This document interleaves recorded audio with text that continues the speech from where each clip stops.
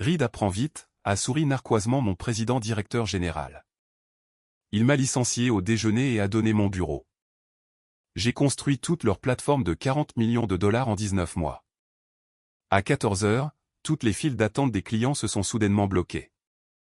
Son fils ne pouvait pas autoriser un seul changement critique. Ils se sont moqués de moi à midi, puis ont supplié dans l'après-midi. Garrett Hall ne faisait pas dans la conversation de salon. C'était le premier signe. Nous étions assis à la table du coin chez Alco, le restaurant attenant à notre immeuble de bureau que Flexa réservait normalement pour les déjeuners avec les clients, et il avait déjà fini la moitié de son eau avant que les menus n'arrivent. Garrett était un homme qui utilisait l'immobilité délibérément, qui comprenait que le silence dans une réunion transférait la pression à celui qui parlait le premier. Je l'avais vu utiliser cette technique sur les fournisseurs, sur les investisseurs, sur les candidats. Je l'avais vu fonctionner à chaque fois. Je n'ai pas parlé en premier. Il a posé son verre d'eau, m'a regardé directement et m'a dit que mon poste était supprimé. Avec effet immédiat, les mots qu'il a utilisés étaient consolidation stratégique et alignement du leadership de nouvelle génération et rationalisation de la couche opérationnelle. Il les a prononcés sur le ton mesuré d'un homme qui avait répété la conversation et décidé que la répétition la rendait professionnelle. Mon rôle de directrice de l'ingénierie de la plateforme et des opérations des fournisseurs serait transféré à son fils Reed, qui rejoignait l'entreprise en tant que vice-président des opérations technologiques. Reed avait 29 ans. Son expérience était dans le marketing de produits. Il n'avait jamais géré un contrat de fournisseur de sa vie. Garrett a fait glisser une enveloppe manie sur la table. Mon accord de départ, a-t-il expliqué. Il apprécierait que je puisse signer avant la fin de la journée de vendredi. Puis il a ajouté, et je l'ai remarqué parce que c'était le seul moment où le langage répété a dérapé, que Reed était un apprenant rapide. J'ai regardé l'enveloppe. Je ne l'ai pas prise. J'ai posé une question. Est-ce que Reed comprenait la structure des licences des fournisseurs? Garrett a dit que Reed était un apprenant rapide. J'ai hoché la tête. J'ai pris ma tasse de café, j'ai fini ce qui restait dedans et je l'ai reposé avec un léger déclic contre la soucoupe. Puis j'ai dit, j'espère que la courbe d'apprentissage est plus courte que les fenêtres de service. Il a souri d'une manière qui indiquait qu'il entendait les mots, mais pas le sens. Il m'a remercié pour tout ce que j'avais contribué à la croissance de Flexa. Il a dit que l'entreprise ne serait pas là où elle était sans des gens comme moi. Nous sommes retournés au bâtiment ensemble, et il a tenu la porte. Si vous observez suffisamment de décisions d'entreprise se prendre, vous développez une sorte de clarté spécifique sur les personnes qui les prennent. Garrett Hall n'était pas un homme stupide. Il avait fait de Flexa, une boutique régionale de logiciels de flux de travail, une plateforme de revenus de 40 millions de dollars desservant des administrateurs de soins de santé et des cabinets de services juridiques dans 6 États. Il comprenait les pipelines de vente, les relations avec les investisseurs et le positionnement sur le marché de la même manière que je comprends l'architecture système, intuitivement, couramment, dans son sommeil. Son problème n'était pas l'intelligence. Son problème était une forme particulière de cécité de dirigeant que j'ai vue plus d'une fois depuis. La supposition que parce que quelque chose fonctionne invisiblement, il fonctionne automatiquement. Je suis retourné à mon bureau et j'ai fermé la porte. La pièce avait un mur entier couvert de diagrammes système que j'avais dessinés à la main 18 mois plus tôt, pendant les premières semaines après notre déménagement dans nos bureaux actuels. Des marqueurs bleus sur des panneaux de tableaux blancs laminés, les routes d'intégration de l'interface de programmation d'application, les couches de l'intergiciel de routage des données, la carte des relations avec les fournisseurs. Le calendrier des accords de niveau de service pour tous les comptes clients actifs. Cela semblait compliqué parce que c'était compliqué. Mais je le connaissais assez bien pour que, lorsque je me tenais devant, je ne vois pas la complexité. Je voyais une machine que j'avais construite fonctionner correctement. Debout là, l'après-midi où Garrett m'a dit que mon poste avait été supprimé. Je n'ai pas ressenti ce que je m'attendais à ressentir. J'ai ressenti quelque chose de plus proche de l'arithmétique. Je regardais mes diagrammes et je faisais des calculs que je connaissais depuis un certain temps, mais que je n'avais jamais eu l'occasion de dire à voix haute. Si vous lisez ceci et que vous avez déjà été dans un rôle où vous compreniez quelque chose d'important que les gens au-dessus de vous ne comprenaient pas, vous savez ce que l'on ressent avec cette arithmétique. Elle ne s'annonce pas comme un levier. Elle s'annonce comme une fatalité. J'avais 19 mois de travail sur ce mur. Garrett venait de me tendre une enveloppe manie et appelait ça une transition de carrière. Le jeudi suivant, à 14 h, sa plateforme serait en mode protégé. 8 fils de livraison client seraient gelés. Son fils serait au téléphone avec un fournisseur dont l'équipe de conformité avait une question à laquelle elle revenait sans cesse. Où est Camille Dardan? Mais j'anticipe. Ce qui s'est passé au déjeuner n'était que le début. Ce que Gareth n'avait jamais pris la peine de lire, c'était la partie qui suivait. Flexa Systems vend des logiciels d'automatisation des flux de travail. Le discours, quand Gareth le fait, est élégant. Les entreprises de taille moyenne dans l'administration de la santé et les services juridiques passent un temps énorme à gérer le routage des documents, le suivi de la conformité et les flux de communication avec les clients à travers des systèmes déconnectés. Flexa connecte ces systèmes, automatise le travail répétitif et donne aux clients un tableau de bord unifié qui réduit les erreurs et fait gagner des heures par semaine. C'est un produit véritablement utile. Ce n'est pas non plus de la magie. C'est une plateforme d'intégration en couches construite sur une infrastructure tierce qui nécessite une maintenance constante, des relations soignées avec les fournisseurs et une gestion professionnelle des licences pour fonctionner au niveau pour lequel les clients paient. Quand j'ai rejoint Flexa, aucune de ces infrastructures n'existait encore. Ce qui existait, c'était une liste restreinte de fournisseurs, une intégration d'interfaces de programmation d'applications à moitié terminée, un ingénieur junior qui avait fait de son mieux avec des exigences qui changeaient toutes les 2 semaines. Et un président-directeur général qui avait besoin que la plateforme soit prête pour une démonstration à de vrais clients en 4 mois. Je l'ai construite à partir de là. Cette relation fournisseur principal alimente la plateforme Flexa. Le routage des données, la vérification de la conformité, la livraison dans le cloud, l'orchestration de l'interface de programmation d'application, la surveillance de la sécurité, l'hébergement du portail client et le traitement des documents. En 19 mois, j'ai négocié, contracté et géré les 7/4 de ces accords de service avec les fournisseurs sont enregistrés sous mon nom, Camille Dardan, en tant qu'administrateur professionnel désigné. Ce n'était pas quelque chose que j'avais arrangé pour un avantage personnel. 2 des fournisseurs l'exigeaient. Leur niveau de conformité d'entreprise imposait un contrôleur de compte accrédité et nommé, quelqu'un personnellement responsable des décisions de configuration et de l'autorisation d'accès. J'ai divulgué cela à Gareth par écrit lorsque ces accords ont été finalisés. Il a approuvé les contrats. J'ai gardé des copies de son approbation, sur lesquelles je reviendrai. Ce que cela signifiait en pratique, c'est que je n'étais pas simplement le gestionnaire de la plateforme. J'étais l'autorité administrative reconnue sur les accords qui la maintenaient en fonctionnement. Quand les fournisseurs avaient des questions de conformité, ils venaient me voir. Lorsque des configurations nécessitaient une autorisation au-dessus d'un seuil de routine, le système exigeait ma signature. Lors des négociations de renouvellement, j'étais la partie désignée. 4 des 7 accords, y compris la licence de routage de l'intergiciel qui se trouve sous toute la couche de livraison client. Si vous n'êtes pas familier avec les licences de fournisseurs de niveau entreprise, la chose la plus importante à comprendre est la suivante.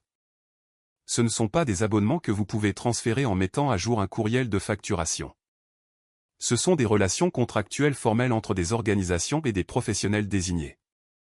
Elles nécessitent des protocoles. Elles nécessitent de la paperasse. Elles nécessitent la coopération de la personne dont le nom y figure. Gareth venait de tendre à cette personne un accord de départ et lui avait demandé de partir d'ici vendredi. Au-delà des accords, il y avait l'équipe, 5 ingénieurs. J'en avais embauché 4 personnellement, sélectionné leurs candidatures, structuré leur intégration et développé la documentation interne qui permettait à une opération de 6 personnes de maintenir la fiabilité de la plateforme pour 8 clients actifs. Nous n'avions manqué aucun engagement d'accord de niveau de service en 14 mois. J'avais pris 15 jours de vacances en 2 ans. J'avais répondu à un appel d'escalade d'un fournisseur à 23h40 un mardi soir lors d'une défaillance de l'intergiciel qui aurait mis 3 clients hors ligne au matin. J'avais résolu un litige de facturation avec l'un de nos principaux fournisseurs d'interfaces de programmation d'applications en 48 heures. Un litige qui aurait déclenché une suspension de contrat s'il avait été laissé à l'équipe comptable de Flexa. Lorsque Flexa a atteint 40 millions de dollars de revenus de plateforme, Gareth l'a annoncé lors d'une réunion générale. Il a remercié l'équipe de vente. Il a remercié l'équipe de la réussite client. Il a mentionné le produit. Il n'a pas mentionné l'ingénierie de la plateforme. Il ne m'a pas mentionné. J'étais assise au 3e rang. Je me souviens avoir pensé que je devrais dire quelque chose à quelqu'un à ce sujet. Et puis je me souviens avoir décidé de ne pas le faire parce que le travail se passait bien et que le travail était ce qui comptait. C'était une erreur. Je l'ai reconnu comme une erreur à l'époque et je l'ai commise quand même, ce qui est la chose la plus honnête que je puisse vous dire sur qui j'étais pendant ces 19 mois. L'après-midi après le déjeuner avec Gareth, j'ai reçu un courriel de mon contact principal chez notre fournisseur d'intergiciel. Il avait été approché par le bureau de Flexa. Reed s'était présenté comme le nouveau responsable de la plateforme et avait posé des questions sur l'accès au compte. Mon contact était confus parce que le nom de Reed n'apparaissait sur aucun accord de service actif. Il écrivait pour me demander comment j'aimerais gérer le protocole de transition. Je ne lui avais encore rien dit. Reed avait déjà commencé. J'ai répondu que je serais en contact sous peu. Je n'ai pas expliqué davantage. J'ai fermé mon ordinateur portable et je suis resté assise très immobile un moment dans mon bureau à domicile parce que l'arithmétique que j'avais commencé au déjeuner arrivait à un résultat clair et je devais décider ce que j'allais en faire. Il y a une sorte particulière d'invisibilité professionnelle qui vient du fait d'être extrêmement doué pour prévenir les problèmes. Lorsque j'ai élaboré la documentation du protocole de transition des fournisseurs au cours de mes 90 premiers jours chez Flexa, je l'ai si bien faite que personne n'a jamais eu besoin de me demander de l'utiliser. Lorsque j'ai négocié des conditions de paiement pluriannuelles avec notre fournisseur d'orchestration d'interfaces de programmation d'applications au 4e mois, reportant des frais initiaux que le budget de Flexa ne pouvait pas absorber en m'engageant sur un contrat plus long. Je l'ai fait assez discrètement pour que personne ne remarque la crise de trésorerie qu'il a évitée.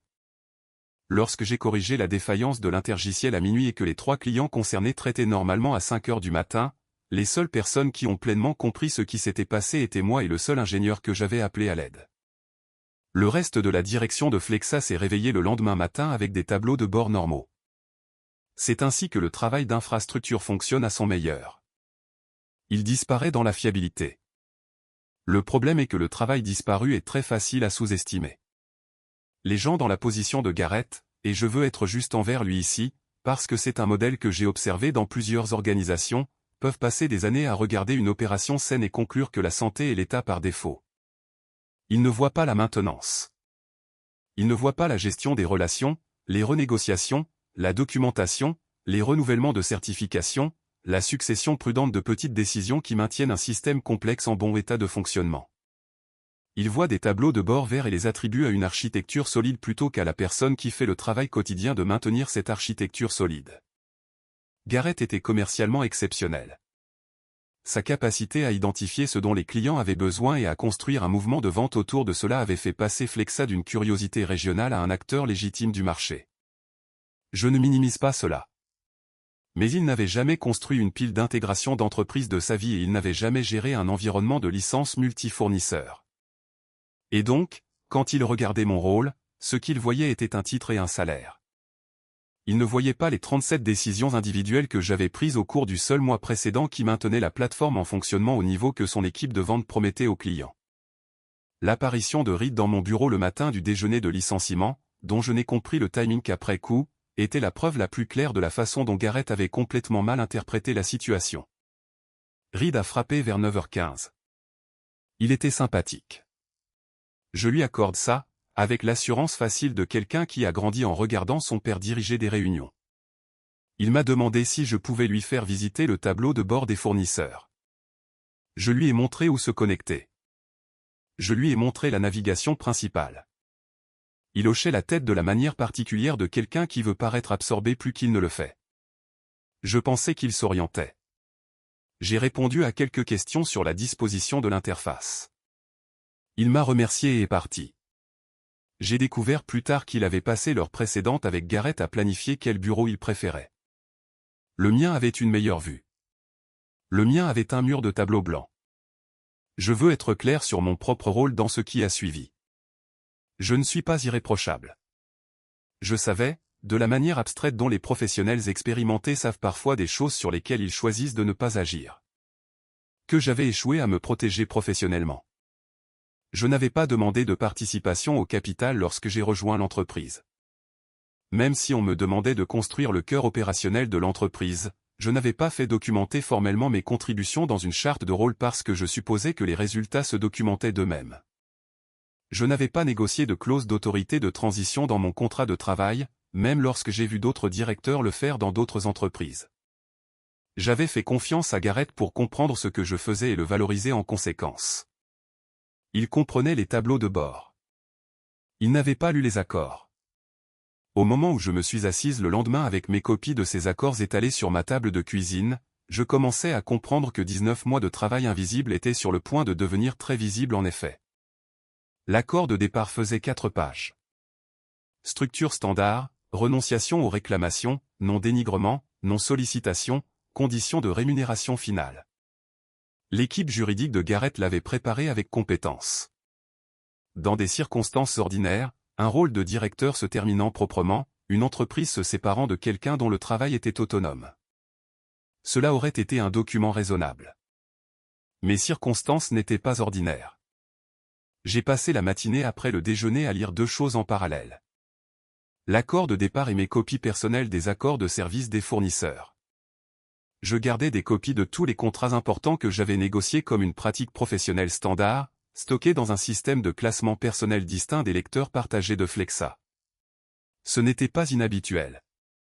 La plupart des professionnels des opérations expérimentées le font. Vous gardez des registres des accords dont vous êtes personnellement responsable parce que vous êtes la partie désignée et que les parties désignées ont besoin d'accéder aux termes auxquels elles se sont engagées. J'avais cet accord. J'ai lu les 4 qui portaient mon nom. Les 2 premiers contenaient ce qu'on appelle une clause de continuité du contrôleur de compte. La formulation variait légèrement entre eux, mais la substance était la même. Si les administrateurs désignés cessaient d'être employés par l'organisation contractante, l'accord exigeait une notification de transition écrite formelle au fournisseur, un transfert d'autorisation signé par l'administrateur désigné et une période de 60 jours pendant laquelle les 2 parties confirmaient la continuité opérationnelle. Avant que le transfert ne devienne effectif. Aucune des 2 clauses n'était obscure ou cachée. Les 2 se trouvaient dans le corps principal de l'accord, pas dans l'addendum. Les 2 avaient été divulgués au contact juridique de Flexa lorsque les contrats ont été signés. Il les avait examinés. Garrett avait approuvé l'exécution. Personne n'y avait pensé depuis. Le 3e accord, la licence de routage de l'intergiciel, était plus spécifique. Il exigeait que l'administrateur désigné autorise personnellement toute modification de configuration en masse dépassant un seuil défini.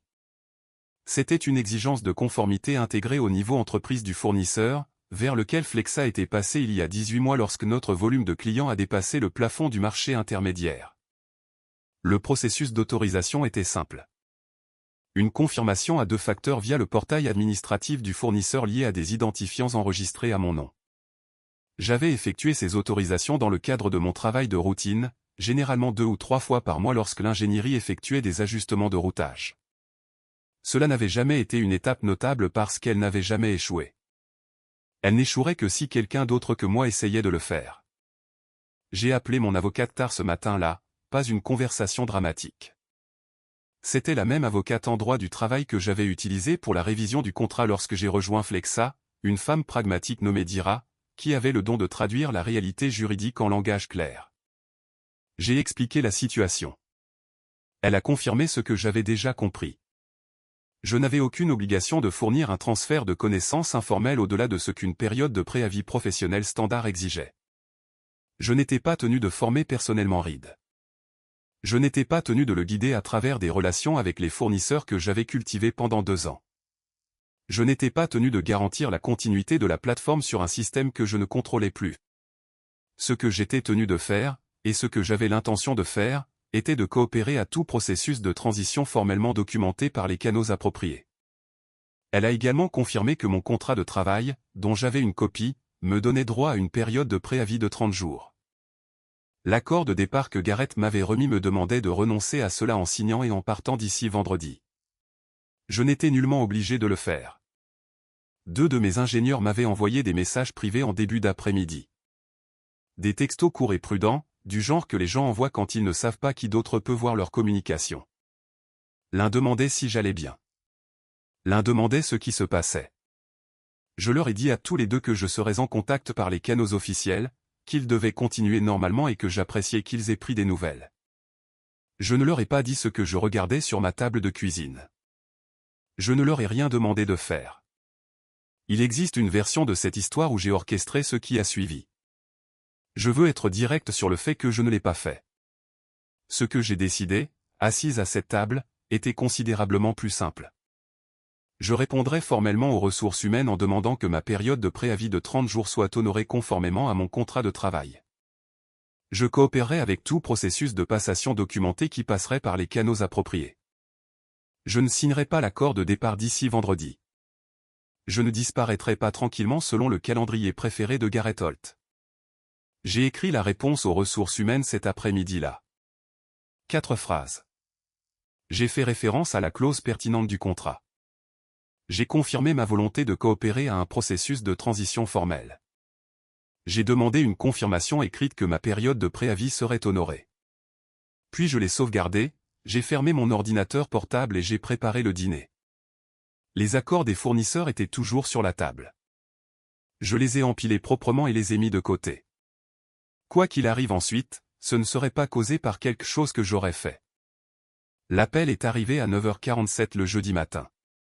Mon contact chez le fournisseur de l'intergiciel, un homme prudent et expérimenté nommé Franck, qui avait été ma relation principale dans l'entreprise pendant près de 2 ans, a parlé sur le ton mesuré de quelqu'un qui livre des informations qu'il ne savait pas trop comment formuler. Il m'a dit que le compte de Flexa avait généré 3 tentatives de poussée de configuration en masse non autorisées pendant la nuit. Toutes les 3 avaient été rejetées automatiquement par la porte de conformité du fournisseur parce que le système de routage de l'intergiciel exigeait l'autorisation de l'administrateur désigné pour les changements dépassant le seuil défini et les identifiants utilisés dans les tentatives n'étaient pas les miens. Il n'a pas dit le nom de Reed. Il n'en avait pas besoin.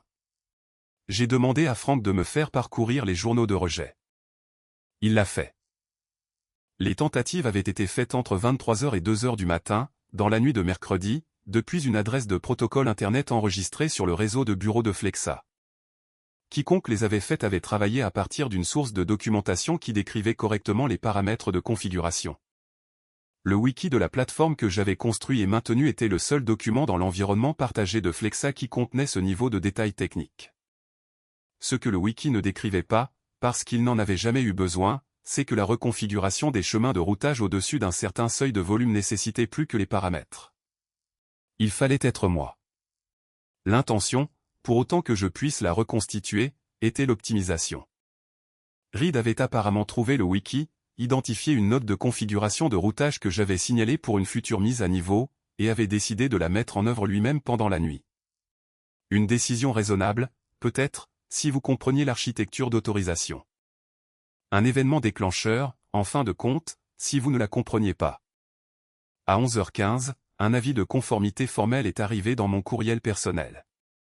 J'étais toujours l'administratrice attitrée, ce qui signifiait que les systèmes automatisés du fournisseur me considéraient toujours comme le contact pertinent. L'avis indiquait que le compte de Flexa avait été signalé pour des tentatives d'accès non autorisées répétées sur des fonctions de configuration protégées. En attendant la réception d'un formulaire de transition d'administrateur dûment rempli et signé par Camille Dardan. Le compte serait placé en mode protégé en lecture seule à compter de 14h, heure du centre. J'ai lu attentivement l'avis. Je l'ai sauvegardé dans un dossier dédié. J'en ai imprimé une copie. Le mode protégé, pour quiconque n'est pas familier avec les licences d'intergiciel d'entreprise, ne signifie pas que le système s'éteint comme lors d'une panne de courant. Les configurations existantes continuent de fonctionner. Les données déjà en file d'attente continuent d'être traitées. Ce que cela signifie, c'est qu'aucune nouvelle configuration ne peut être poussée. Aucune nouvelle intégration de clients ne peut être activée et aucun travail de traitement en masse au-dessus du seuil standard ne peut être initié.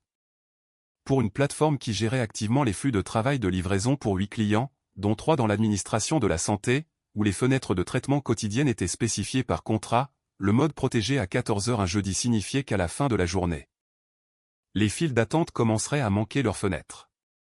Le vendredi matin, ces clients déposeraient des notifications de non-respect de l'accord de niveau de service. Je n'ai pas appelé Flexa. À 14h03, les textos ont commencé à arriver. D'anciens collègues, formulés avec soin, de la manière dont les gens communiquent lorsqu'ils s'inquiètent de ce qu'ils s'engagent à mettre par écrit. Les files d'attente de la plateforme s'étaient bloquées. Reed était en communication avec le fournisseur. L'équipe de conformité du fournisseur demandait l'administrateur désigné. Le nom de Reed n'était pas dans le système. Garrett a appelé à 14h21. Sa voix était différente de celle du déjeuner. Au restaurant, il avait maîtrisé le rythme et la température de la conversation. Au téléphone, ce jeudi après-midi. Le rythme avait été fixé par quelqu'un d'autre entièrement, par une équipe de conformité d'un fournisseur travaillant selon un protocole qui existait bien avant que l'un de nous deux ne rejoigne cette industrie, et Garrett y réagissait au lieu de le diriger. Il m'a demandé si je pouvais venir l'aider à régler une situation avec un fournisseur. Je lui ai dit que j'étais heureuse de coopérer à tout processus officiel. J'ai demandé si l'entreprise souhaitait lancer le protocole de transition formel spécifié dans les accords de service pertinents. Il a dit qu'il demanderait au service juridique de m'appeler. J'ai dit que ça me convenait. Quand j'ai raccroché le téléphone, je suis restée assise un long moment à ma table de cuisine. Je veux décrire ce que j'ai ressenti avec précision parce que ce n'était pas ce à quoi les gens pourraient s'attendre. Ce n'était pas de la satisfaction. Ce n'était pas du soulagement. C'était quelque chose de plus inconfortable, le sentiment particulier d'avoir raison sur quelque chose dont vous aviez sincèrement espéré avoir tort. 14 mois plus tôt, j'avais envoyé à Garrett une note de service écrite décrivant la structure des licences des fournisseurs et recommandant que Flexa développe un protocole de succession formel pour les rôles d'administrateurs désignés. Je l'avais présenté comme une gestion des risques. Il avait répondu par un courriel de 2 phrases me remerciant pour la note et disant qu'il impliquerait le service juridique le moment venu. J'ai retrouvé ce courriel dans mon dossier d'éléments envoyés. Je l'ai lu une fois. Je l'ai ajouté au dossier avec l'avis de conformité. Puis j'ai fermé mon ordinateur portable et je suis resté un moment dans le calme de l'après-midi. La conseillère juridique générale de Flexa a appelé à 8h40 le vendredi matin. Elle s'appelait Tess, et c'était l'une des personnes les plus vives que j'avais rencontrées dans l'entreprise, le genre d'avocate qui avait appris à livrer des informations difficiles sans laisser la difficulté transparaître dans sa voix. Elle m'a dit que la plateforme était en mode protégé depuis 18h. 3 clients avaient déposé des notifications formelles de non-respect de l'accord de niveau de service. Elle a demandé ce dont j'avais besoin pour lancer la transition. Je lui ai dit que le processus comportait 3 volets. Premièrement, je devrais signer les formulaires de transfert d'administrateurs pour les accords de fournisseurs pertinents, une paperasse qui exigeait ma signature et devrait être soumise individuellement à l'équipe de conformité de chaque fournisseur. Deuxièmement, je devrais confirmer personnellement l'identité et les qualifications de l'administrateur entrant à ces fournisseurs dans le cadre de leur processus de vérification. Troisièmement, et le plus immédiatement pertinent, l'administrateur entrant devrait suivre la certification de gestion de compte requise par le fournisseur de l'intergiciel avant que le système n'accepte un transfert d'identifiant. C'était un programme en ligne de 4 heures. Le fournisseur le proposait en continu. Reed ne l'avait pas suivi. Il n'était pas actuellement certifié, ce qui signifiait que le transfert ne pouvait pas être exécuté, quelle que soit la paperasse que nous déposions. Il y a eu une pause sur la ligne que j'ai reconnue comme étant Tess en train d'écrire quelque chose et de choisir ses prochains mots avec soin. Elle a demandé combien de temps il fallait pour programmer la certification. Je lui ai dit que le délai de traitement standard du fournisseur était de 48 heures entre l'inscription et l'accès. Le programme lui-même durait 4 heures. Il n'y avait pas d'option accélérée. Elle m'a remercié et a dit qu'elle devait passer un appel. Je lui ai dit que je serais disponible. 40 minutes plus tard, elle a rappelé avec Reed en ligne. Il n'était pas ce que les 2 jours précédents auraient pu suggérer. Le Reed qui était entré dans mon bureau jeudi matin avec une confiance facile et une question sur le tableau de bord n'était pas le Reed de cet appel. Celui-ci était plus silencieux, et ce silence n'était pas stratégique. Il m'a demandé directement si la plateforme pouvait être récupérée. J'ai dit oui, si la transition était effectuée correctement. Il a demandé combien de temps le processus complet prendrait, de manière réaliste. Je lui ai donné une estimation honnête, 3 semaines si tout se passait efficacement, plus longtemps si les examens des fournisseurs identifiaient des lacunes supplémentaires en matière de qualification. Il est resté silencieux un moment. Puis il a dit, « Je ne pense pas que mon père ait compris ce que vous faisiez réellement ici. » J'ai dit, « Je sais. » C'était toute la conversation. Tess est revenu en ligne. Je lui ai dit que j'étais prête à compléter le protocole de transition formel, non pas par courtoisie, mais en tant que professionnel remplissant les obligations contractuelles que son entreprise avait acceptées lors de la signature de ses accords de fournisseurs. Je voulais être précise sur ce que cela signifiait. Je ferai le travail correctement et complètement, mais je ne le ferai pas selon les termes de l'accord de départ que Gareth m'avait remis au déjeuner, que je n'avais pas signé. Ce que j'exigeais était simple. Ma période de préavis de 30 jours honorée et rémunérée à mon taux actuel. Une compensation séparée pour le travail de transition lui-même, facturée à mon taux de consultation professionnelle standard pour les heures requises. Et une décharge écrite de toutes les réclamations liées à mon licenciement, signée avant que je ne signe le premier formulaire de transfert. Tess a dit qu'elle en parlerait à Gareth. Je savais déjà qu'il accepterait. Non pas parce qu'il le voulait. Gareth n'était pas un homme qui acceptait des conditions qu'il n'avait pas fixées, mais parce qu'il n'avait pas d'alternative fonctionnelle. Chaque heure que la plateforme passait en mode protégé était un client de plus qui déposait une notification. Chaque notification était une conversation de renouvellement qui se déroulerait dans des conditions de manque de fiabilité démontrées. Le coût de mes conditions était fixe et connaissable. Le coût de leur refus s'accumulait d'heure en heure. Le vendredi soir, Tess m'a envoyé une lettre d'accord contresignée. Les conditions étaient les miennes, avec un ajustement mineur du taux de consultation que j'ai accepté parce qu'il était dans une fourchette raisonnable et que la négociation avait déjà atteint son but. Je l'ai signé et je l'ai renvoyé. J'ai commencé le processus de transition le lundi matin. La transition a duré 22 jours. J'en ai accompli chaque partie. La paperasse de certification du fournisseur, les formulaires de transfert d'administrateur, les présentations à l'équipe de conformité, les appels de vérification des qualifications. J'ai mis mon avocate en copie de chaque communication substantielle. J'ai documenté chaque étape dans un journal partagé auquel l'équipe juridique et les fournisseurs concernés pouvaient accéder. Je n'ai pas pris de raccourci. Je n'ai rien ralenti. Je n'ai pas laissé de questions en suspens qui deviendraient le problème de quelqu'un d'autre 6 mois plus tard. Je veux être clair sur la raison. Non pas parce que Gareth méritait une passation propre, mais parce que les ingénieurs de ses comptes fournisseurs le méritaient et que les clients le méritaient. Et parce que j'avais passé 19 mois à construire quelque chose qui fonctionnait correctement, et je n'étais pas prête à le laisser cesser de fonctionner correctement juste parce que je n'en étais plus responsable. Cette plateforme représentait le meilleur travail technique de ma carrière jusqu'à ce point. M'en éloigner proprement était le dernier acte professionnel que je pouvais accomplir en son nom. 3 choses se sont produites pendant ces 22 jours que je n'ai que partiellement connues en temps réel. La première a été une annulation de client. Un cabinet de services juridiques de taille moyenne, l'un de nos comptes adjacents au secteur de la santé qui évaluait discrètement une migration de plateforme depuis plusieurs mois, a soumis un avis de non-renouvellement, citant la perturbation du service. Je l'ai appris indirectement par l'appel de départ que leur directeur des technologies de l'information a eu avec l'équipe de compte de Flexa. Ce que j'ai appris plus tard d'un ancien collègue qui l'a mentionné après mon départ, c'est que le directeur des technologies de l'information m'avait également contacté personnellement pendant cette période pour me demander si j'étais disponible pour du travail de consultation. Je n'avais pas vu le message à temps, mais la prise de contact a existé. Flexa ne le savait pas encore. La deuxième a été plus discrète. 2 de mes 5 ingénieurs ont démissionné dans la même semaine. Je ne leur ai pas demandé de le faire. Je ne l'ai pas suggéré. En fait, je leur avais dit explicitement à tous les deux, lors de brefs appels séparés, qu'ils devaient prendre la décision qui convenait à leur propre carrière, indépendamment de ce qui était arrivé à la mienne. L'un d'eux m'a appelé le soir avant son dernier jour. Il a dit, « J'ai pris ce poste parce que vous m'avez embauché. Je pars parce qu'ils vous ont licencié. » Je lui ai dit que c'était l'une des choses les plus gentilles que l'on m'ait dites en un mois difficile et qu'il devrait aller trouver un endroit qui reconnaisse sa valeur. Il l'a fait. La troisième chose a été un appel téléphonique que j'ai reçu le 14e jour de la transition. Une société de conseil en infrastructure de plateforme basée à Dallas, une entreprise aux côtés de laquelle j'avais travaillé 2 ans plus tôt lors d'une renégociation de fournisseurs particulièrement complexe, m'a contacté par l'intermédiaire d'un contact mutuel dans la communauté des fournisseurs. Les nouvelles voyagent dans ce monde. Ils avaient entendu dire que j'étais en transition.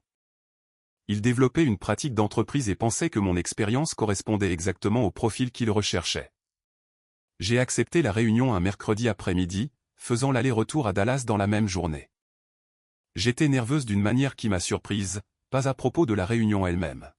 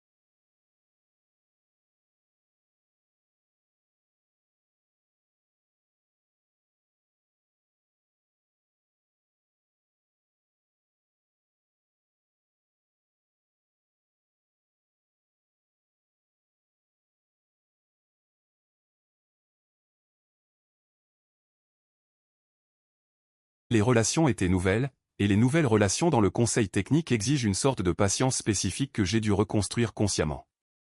J'ai douté de décisions que j'aurais prises automatiquement chez Flexa. J'ai passé plus de temps à expliquer mon raisonnement que d'habitude, car les gens avec qui je travaillais n'avaient pas encore vu mon raisonnement s'avérer correct suffisamment de fois pour simplement lui faire confiance. Ce n'est pas une critique à leur égard. C'est ainsi que la confiance professionnelle s'accumule réellement. Je n'avais tout simplement pas eu à la gagner à partir de zéro depuis longtemps. Il y a eu des semaines où mon ancienne équipe me manquait. Pas Flexa en tant qu'institution, mais les 5 ingénieurs que j'avais embauchés et formés. Le rythme spécifique d'une équipe qui avait appris à bien travailler ensemble. On ne remplace pas cela rapidement. Je n'ai pas essayé. Chez Flexa, le trimestre qui a suivi mon départ a été difficile de manière proportionnelle et, je pense, juste. L'annulation du client, le cabinet de services juridiques, représentait environ 1,4 million de dollars de revenus annuels récurrents perdus. 2 renouvellements supplémentaires ont été mis en attente en attendant un examen de la stabilité de la plateforme que TES avait commandée pour satisfaire les préoccupations du client. Reed est resté dans son rôle de vice-président, mais dans les 60 jours, Garrett avait discrètement fait appel à un consultant externe en plateforme sur une base mensuelle pour le soutenir dans la gestion des fournisseurs. Les honoraires mensuels, d'après ce que j'ai compris plus tard, dépassaient ce que Flexa m'avait payé annuellement, une fois rapporté aux heures consacrées. L'ironie de cette arithmétique n'a pas échappé aux personnes qui connaissaient les 2 chiffres, bien que cela n'ait jamais été déclaré publiquement. Reed, au cours des 6 mois suivants, s'est partiellement orienté vers une fonction de stratégie de produit. Cela lui convenait mieux. Il avait un bon instinct pour la façon dont les clients parlaient de leurs problèmes et de ce qu'ils attendaient d'une plateforme. Même s'il n'avait aucune intuition pour ce qui faisait fonctionner la plateforme, la stratégie de produit était un rôle qu'il avait réellement voulu avant que son père ne décide que le titre de vice-président des opérations technologiques était un meilleur véhicule pour la planification de la succession. J'ai entendu cela indirectement et j'ai trouvé cela plus triste que satisfaisant. Il avait 29 ans. Il n'avait pas créé la situation dans laquelle il avait été mis. Il faisait le travail plus lent de trouver sa véritable place. Garrett a été retiré de l'autorité opérationnelle quotidienne par le conseil d'administration 6 mois après mon départ, à la suite d'un examen de performance trimestriel qui reflétait le coût accumulé de la période de transition. Il a conservé son titre de fondateur et sa participation au capital. Il a conservé le droit d'assister aux réunions du conseil d'administration et d'offrir une perspective stratégique. Il ne dirigeait tout simplement plus l'entreprise. Un nouveau directeur des opérations est arrivé. Une femme avec une expérience en opération qui a passé ses 2 premières semaines à commander un audit complet de la documentation de tous les accords de fournisseurs et de licences sur l'ensemble de la plateforme. La première découverte significative de l'audit, m'a dit Tess dans un bref courriel professionnel qu'elle m'a envoyé plusieurs semaines plus tard, était que la transition d'administrateur que j'avais effectuée était la principale raison pour laquelle la plateforme avait survécu à la perturbation. La documentation que j'avais fournie, la certification que j'avais fait passer à Reed, les formulaires de transfert que j'avais exécutés correctement, tout cela avait empêché ce qui aurait pu être une interruption de service beaucoup plus longue et plus dommageable. La nouvelle directrice des opérations avait noté cela dans son résumé d'audit. Le courriel de Tessa faisait 4 phrases. La dernière disait « Je voulais que vous sachiez que l'audit a confirmé exactement ce que vous aviez décrit. Je l'ai lu, je l'ai noté, et je suis retourné à la proposition client sur laquelle je travaillais. La chose que je ferais différemment, la seule chose, et j'ai eu assez de temps maintenant pour être honnête à ce sujet, c'est que j'aurais documenté ma propre contribution délibérément dès le début, non pas de manière défensive, non pas comme un plan de secours, mais comme une norme professionnelle. Chaque système que j'ai conçu, je me serais enregistré comme sa conceptrice. Chaque relation fournisseur que j'ai cultivée, j'aurais conservé un enregistrement de cette culture. Chaque risque que j'ai signalé, j'aurais suivi le signalement et la réponse. L'expertise invisible est un handicap de carrière que personne d'autre ne gérera pour vous. J'avais passé 19 mois à rendre la plateforme visible et moi-même invisible. Et la seule raison pour laquelle ce déséquilibre ne m'a pas coûté plus cher qu'il ne l'a fait, c'est que les accords portant mon nom étaient plus difficiles à effacer que moi. Ce que je sais maintenant, en travaillant au sein d'une pratique où mon nom figure sur la lettre de mission et où mon expertise est le produit vendu, c'est que la différence entre être remplaçable et être indispensable a très peu à voir avec votre compétence. Elle a tout à voir avec le fait que quelqu'un puisse voir clairement ce que la compétence exige réellement. Ils m'ont licencié au déjeuner pour prendre mon bureau. À 14 heures, ils ont compris que le bureau n'avait jamais été ce dont ils avaient besoin.